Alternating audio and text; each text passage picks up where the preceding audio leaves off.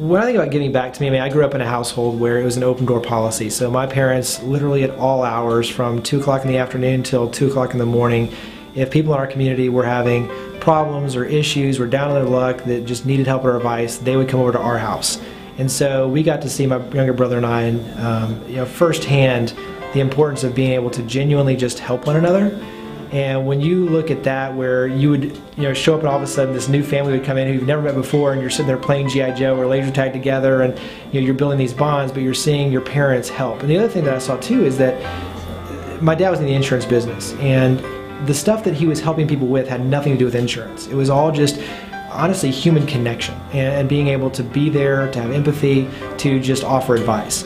And so you also saw where it's not about necessarily technical skill as it is about genuinely being there for someone when the chips are down. And what happened is the more they helped, the more opportunities that we saw for our family. And it was really important because you start making the connection where it's like, wait a second, giving back is not only the right thing to do, but it also too is a valuable piece of who you are and where you want to go in your life.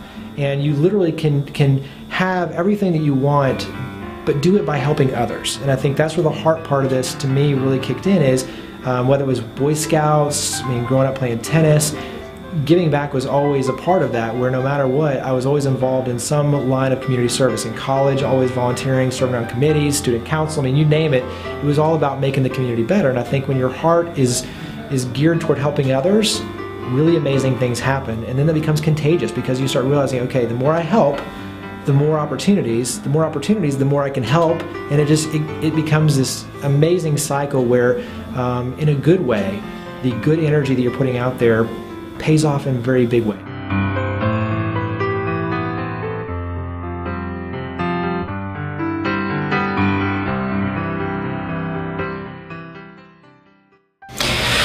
The Spark Awards. The idea for the Spark Awards started about 2 years ago. So 3 years ago we started the TV show. It's a monthly series called The Spark. And that was in partnership with WKNO, Media Source, and the Lipscombs Pitts Breakfast Club. And the idea, pure and simple, was to have a TV show that focused on stories of impact and leading by example and all positives. And so very rare that you have a TV show focused totally on positives and engagement, especially within a city. And so it was definitely a test, and people thought we were genuinely crazy to do it. But we said we honestly believe that there's enough critical mass that people are going to be excited about a show like this. And it turned out to be a big success, not only with the viewership and putting it out online later and building a following, but also too just from a corporate sponsorship, which really was important to be able to lay the foundation to do even more and more. And so the show kicked off. We had a great first run, great second season, and we were already asking ourselves with WKNO and PBS especially too, and saying, what can we do to elevate this even further? And that's where, be careful what you say out there, but we said, well, how about a televised award show? Why not?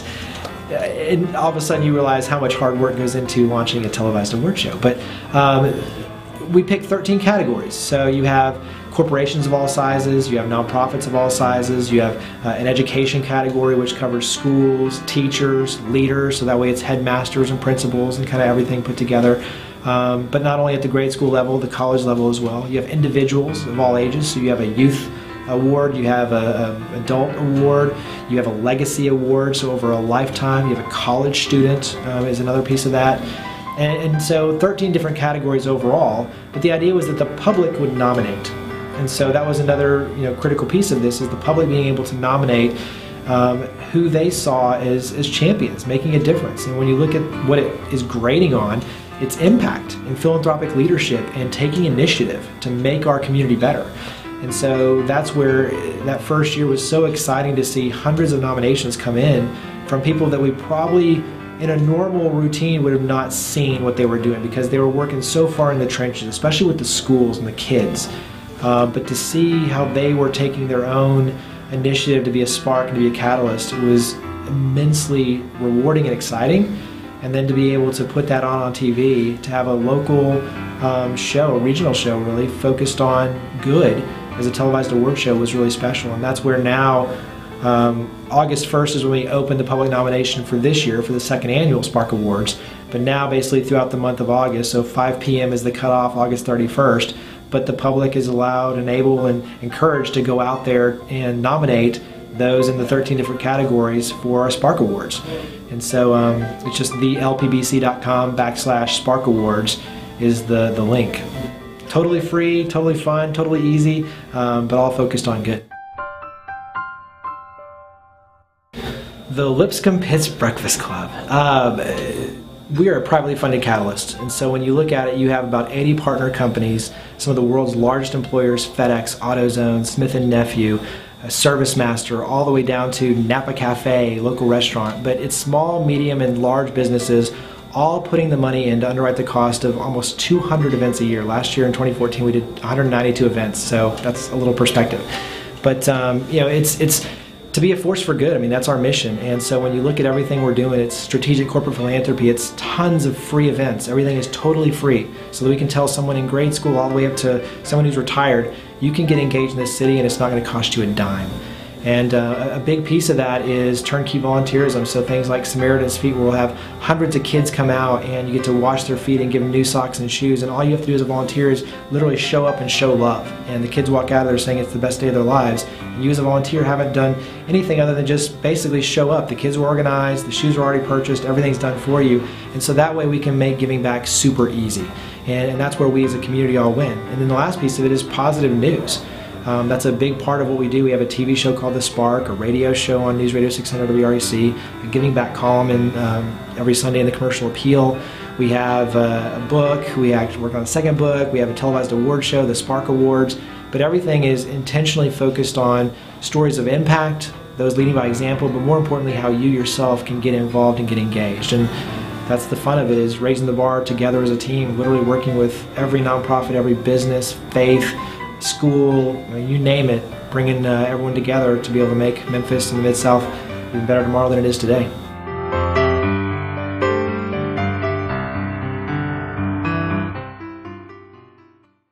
Memphis Rocks is a civic pride campaign, and it launched, my sense of time is way off, so my wife always laughs, but we'll say 4 or 5 years ago when it launched. Everything is so personal, it's like I forget time.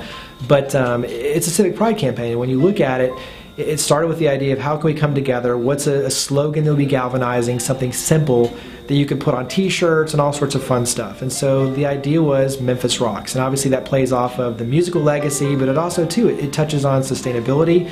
A basketball is called a rock, so I mean, it touches on sports. It covers a very wide spectrum when you look at the term Memphis Rocks, what it could mean to you.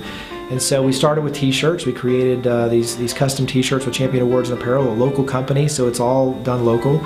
But basically, it's Music Note was the first version of it, and it was comprised of all these things that made Memphis great, or that make Memphis great. And so we had so many words between, you know, Stax and Graceland and Elvis and Justin Timberlake and you know, the Memphis Grizzlies and University of Memphis and Rhodes, and I mean, just obviously you get the idea. It just goes on and on. Shelby Farms Park, I mean, it goes forever. The zoo, but the idea was to have a bucket list, and the bucket list became so big we had many different versions of it, so you've got all these, but then, you know, Memphis Rocks has become in and of itself just so many different things, hats and mugs and all these different shirts.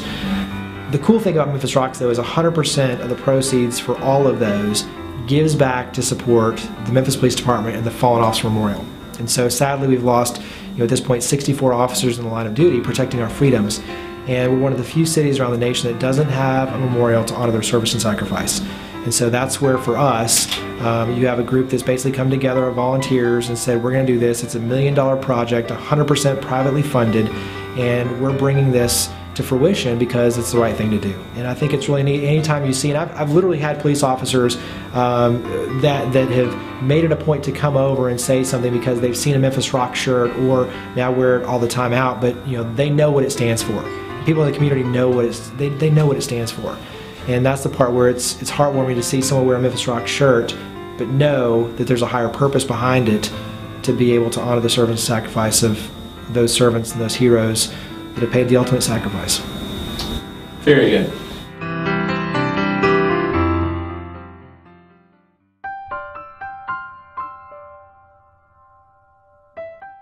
The first book was Giving Back with Purpose, and it was all about really using Memphis as the lens. So promoting and celebrating the nonprofits, organizations, individuals doing amazing things here in the Mid-South. But it was really focused primarily on the Mid-South and getting people engaged, and also to just celebrating the positives going on. we learned really fast, though, that that was a great opportunity to promote Memphis, but there was a big opportunity to work nationwide and even internationally by being able to share a lot of the lessons that we've learned with the Lipscombs Breakfast Club, but also, too, just honestly how giving back will get you ahead. Everything that I literally just talked about. And so the next book, which will be out sometime in the fall, probably end of October, first part of November, is called Giving for Growth. And it basically lays out the three truths, which are, one, that money is a great resource, but people physically solve problems. So in other words, a dollar bill doesn't walk, talk, interact, doesn't shake anybody's hand, doesn't physically solve a problem. The second truth is that opportunities come from people. And when you look at where you may work for a company, but ultimately somebody gave you that opportunity, somebody within the company, somebody.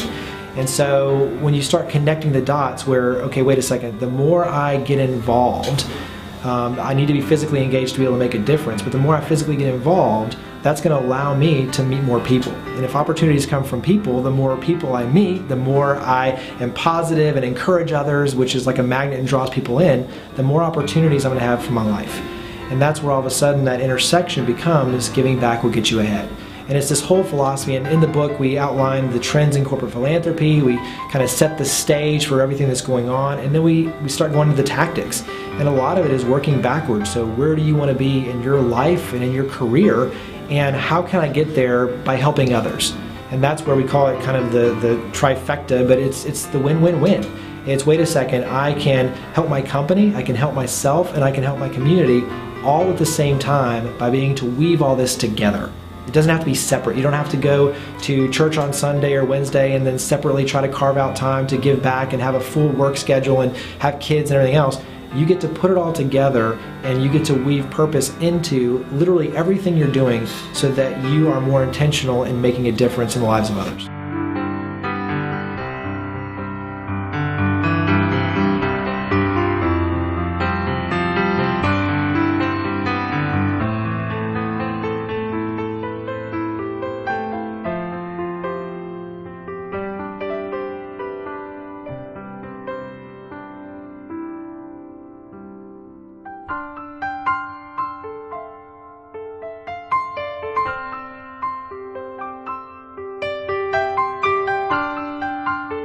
So, Jeremy?